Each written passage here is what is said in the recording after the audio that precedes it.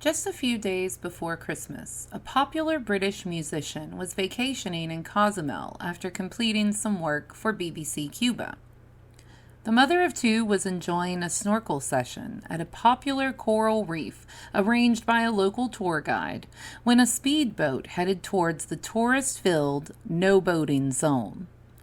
With her son directly in the path of the boat, Kirsty MacColl made a decision that would save a life, devastate the musical community, and call into question the safety of tourists in Mexico. Welcome back to the Carriage, travelers. Next stop, December 18th, 2000.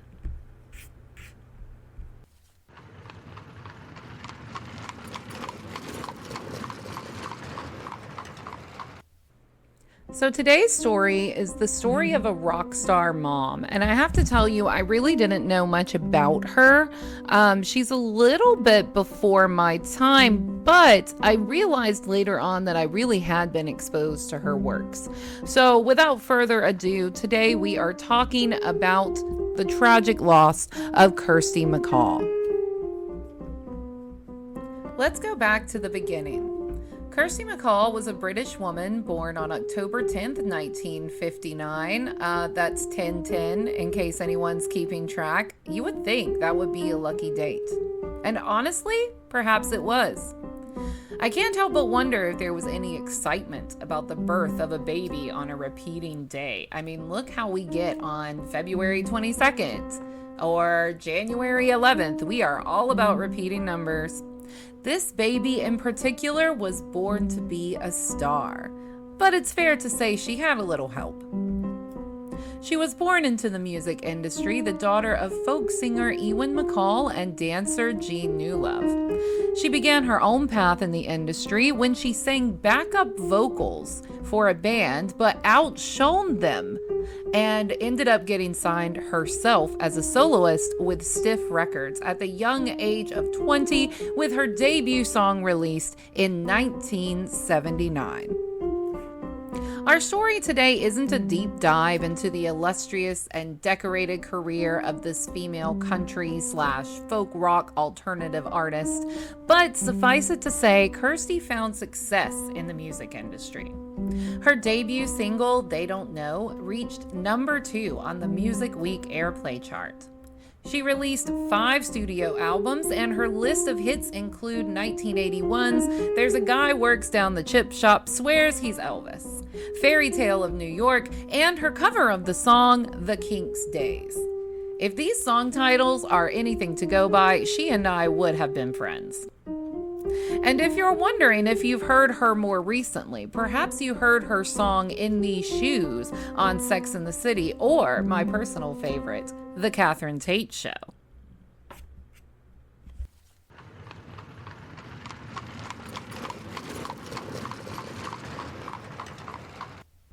So let's take it back to that fateful day, December 18th, Y2K. Why was she there? What was she doing? Who was with her? And what happened? Well, to summarize the answer to these questions, Kirsty was on a winter break vacation with her family and boyfriend/musician James Knight. Kirsty had been doing some work in Cuba for the BBC and decided, since she was already in the area, this was a great way to turn the trip into kind of a fun event for the family. So she and her boyfriend James and her 2 sons go out to Chunkanab Reef. Now, if you're a cruiser like myself, you've probably seen this word before, and I will pause here to apologize for my pronunciation. I'm sure it's absolutely horrible. I'm so sorry, guys. I am trying. Now that little disclaimer is out the way, if you're a cruiser like myself, you may have seen this word before, Chunkanab. It is very heavily pushed on cruise excursions, right? You want to go see this reef because you're out in the Caribbean and it's gonna be beautiful. This section of Chunkanab Reef was cordoned off, so it was supposed to be only for divers and snorkelers. So I guess what I'm getting at here is that Kirsty had every reason to expect that she and her family would be safe on this day, just a few days before Christmas.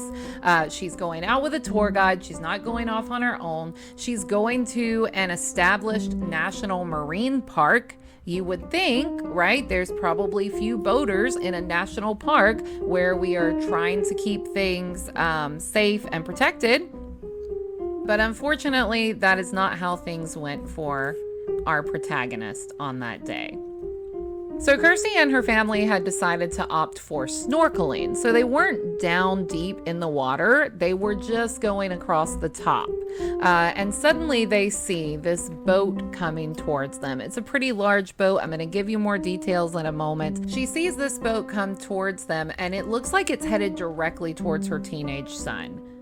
So of course she frantically swims over, pushes him out of the way, and he survives, but the boat hits Kirsty head on, and she does not.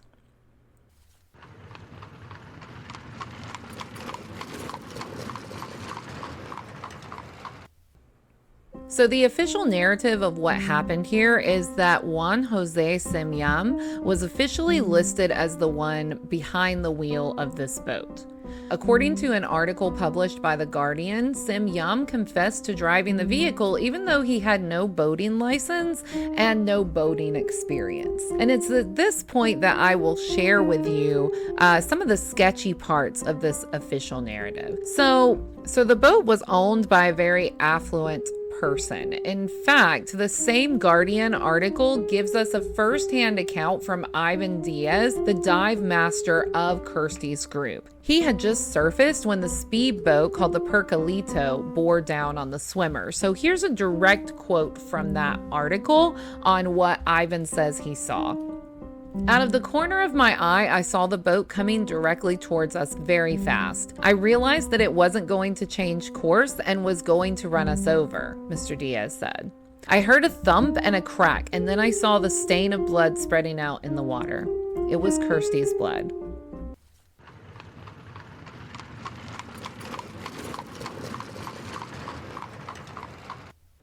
MacColl was almost sliced in two by Percolito's propeller, dying instantly after she pushed her eldest son out of the way. Her son's name was Jamie. He suffered some minor injuries. And then Mr. Diaz got himself and her younger son, Louis, to safety. Here's the thing. The owner of this boat was Guillermo Gonzalez Nova. Guillermo Gonzalez Nova is well known as a Mexican supermarket chain owner. So this man is, as I mentioned before, comes from a lot of money, and with that, we know, tends to come a lot of power.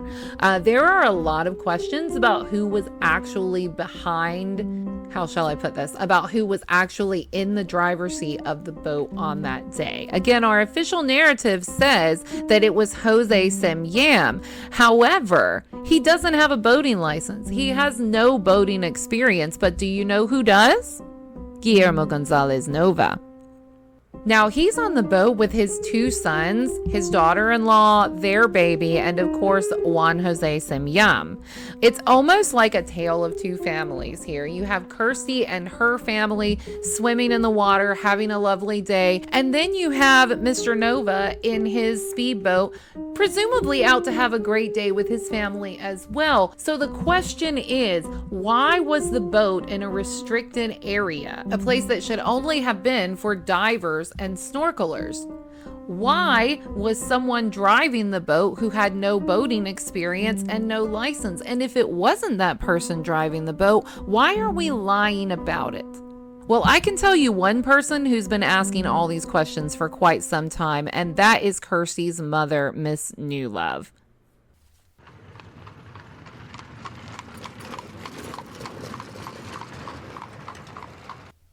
You see, Kirsty's father, Ewan MacColl, had preceded her in death. However, her mother was still alive and well and survived until 2017. And it was she who started the Justice for Kirsty campaign. Now, this campaign would go on to lobby for more proceedings in the court system to question why Cem Yam was at the wheel, or like some people claim, why they're lying about who was behind the wheel. I just really feel for this woman because it seems like ever since she lost her daughter in 2000 at the very young age of 41, she's just been fighting for the truth. No one will just be honest with her about what happened that day, because the chances that this guy was really the one driving the boat are pretty slim. So the official narrative, right? Cem Yam is behind the wheel, even though he has no boating license, no boating experience, and our diver for the group, Ivan Diaz, claims that that is not who he saw driving the boat. To be clear, I'm looking at my notes now. To be clear, the dive master claims that Cem Yam was at the back of the boat. The back of the boat. How is he driving the boat from the back of the boat, guys? This isn't one of those little fishing boats where the motor's in the back. No, the steering wheel is at the front of the boat. So how is Cem Yam driving the boat if he's in the back of the boat? It's all just very, very, very sketchy. What's even sketchier is that no one went to prison. Okay, let me say that again. Kirsty is dead. We've lost a mother. We've lost a daughter. We've lost a fucking rock star. And no one goes to prison. So how was prison avoided? Well, by paying 1 peso for each day of the 2 years and 10 months term that he was sentenced to. So that amounted to about a 61-pound fine and damages of about 1,250 pounds. So a life for 1,300 pounds. And you see why Kirsty's mother continued to fight until her death in 2017. And you see why I found this story just so infuriating that I had to tell it.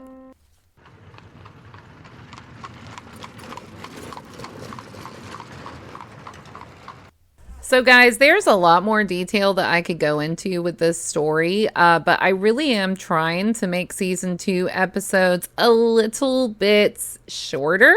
Some of season 1 was up to 40 minutes, and I'm really trying to avoid that. I will close us out by sharing that when Kirsty MacColl passed, it was a huge loss for the musical community, for her family, for fans. It really hit everyone. In 2000, I think I was like 13, so I really didn't follow it. But I'm now old enough to go back and see just how impactful this loss was. So I'll close us out now with some fun facts, if you will, about a horrible situation. So fun fact number 1, Kirsty MacColl provided backing vocals for the likes of the Pogues, Billy Bragg, the Smiths, the Rolling Stones, Happy Mondays, Morrissey, Talking Heads, Simple Minds, Alison Moyet. I mean, it's quite a list. And I know I probably got some of those names wrong. Come on, guys. I listen to K-pop. There is a memorial bench for Kirsty MacColl in London's Soho Square. The inscription on the bench reads, "One day I'll be waiting there, no empty bench in Soho Square."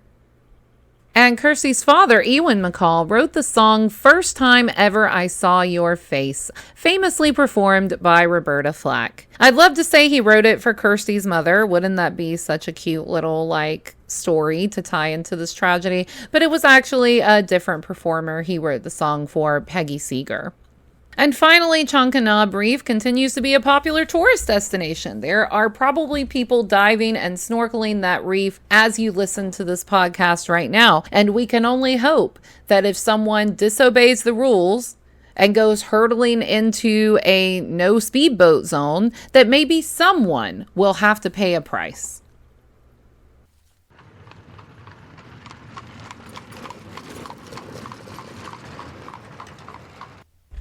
Thank you again for joining me today on our journey to the past.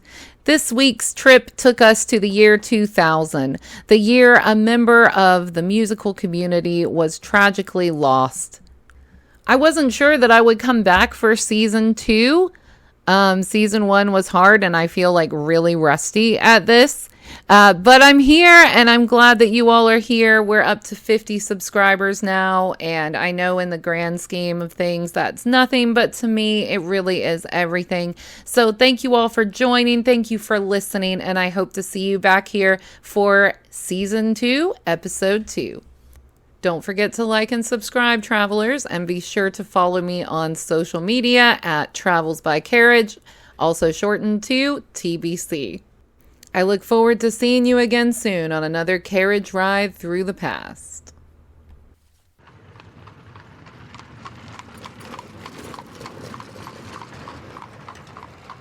Do you like scary stuff?